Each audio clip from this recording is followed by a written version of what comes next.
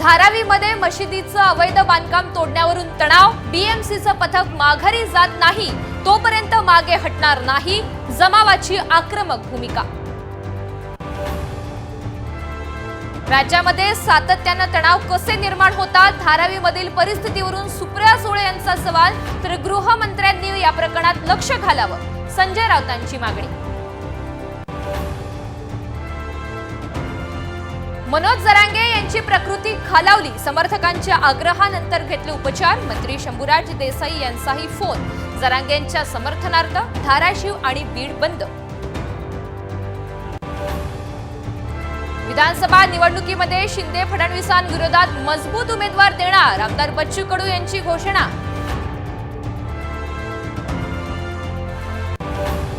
विधानसभेसाठी महायुतीच्या नेत्यांच्या मॅरेथॉन बैठका, सप्टेंबर अखेरपर्यंत जागा वाटपाचा तिढा सोडवणार, शिवसेनेच्या निर्णयामध्ये भाजपचा हस्तक्षेप नसणार, साम टीव्हीला सूत्रांची माहिती।